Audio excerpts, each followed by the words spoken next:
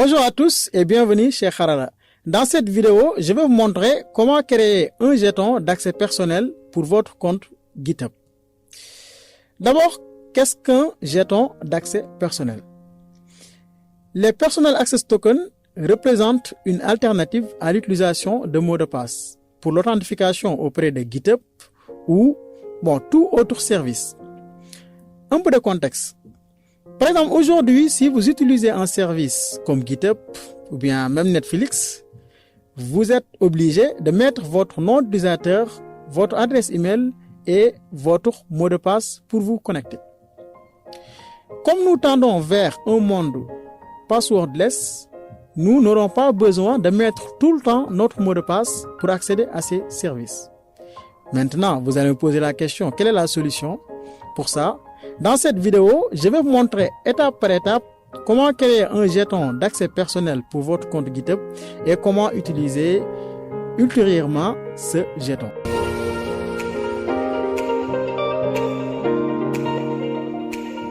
Bonjour à tous et bienvenue chez Harala.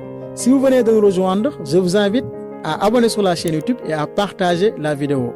Ça va nous permettre de faire encore des vidéos et de vous proposer le meilleur du contenu. Ici, nous parlons de tout ce qui est la formation, l'emploi et comment créer une Afrique meilleure. Votre navigateur, vous pouvez utiliser Firefox, Brave ou Google Chrome. Moi, je vais utiliser Brave. Donc, rendez-vous sur github.com. Une fois sur github.com, vous créez un compte. Le compte, c'est gratuit, vous ne payez rien. Si vous avez déjà un compte, vous vous connectez avec ce compte. Donc, qu'est-ce que je vais faire? Je vais me connecter. Je me suis déjà connecté. Vous cliquez sur l'icône. Donc, une fois connecté, vous cliquez sur l'icône à droite. Donc, ici à droite, là où il y a sur ma photo, ou bien sur un autre avatar. Donc, je clique ici. Je descends, vous descendez. Regardez ici, il y a une configuration qu'on appelle ici Settings. Donc, vous cliquez sur Settings. Ça, c'est très important de savoir cliquer sur Settings. Donc, cliquez sur Settings. Voici le deuxième écran qui s'affiche. Donc, regardez à gauche, en bas. Donc, regardez bien à gauche, en bas. Bon, je vais descendre un peu. Donc, ici, vous cliquez sur Developer Settings ou bien paramètres de développeur. Malheureusement, GitHub n'est pas disponible en français, mais vous pouvez utiliser des extensions pour traduire la page. Cliquez sur Developer Settings. OK. Ici, vous avez trois choix. GitHub Apps. Bon, ça, je vais vous l'expliquer ultérieurement. Nous avons aussi OAuth Apps. Mais ce qui nous intéresse aujourd'hui, c'est le jeton d'accès personnel. Donc, cliquez sur Personal Access Tokens. Nous avons deux options ici. Nous avons Fine Grand Tokens et Tokens Classic. Donc, cliquez sur Tokens Classic. Voilà. Donc, ici, vous avez trois options. Vous pouvez cliquer sur là, on a Generate New Token ici. Ou bien modifier le token existant. Ou bien le supprimer. Donc, je ne vais pas supprimer ça. Qu'est-ce que je vais faire? Je clique sur Generate New Token. Ici, il vous demande quel est le token ou bien le type de token que vous voulez générer. Donc, je vais faire Generate New Token classique. OK.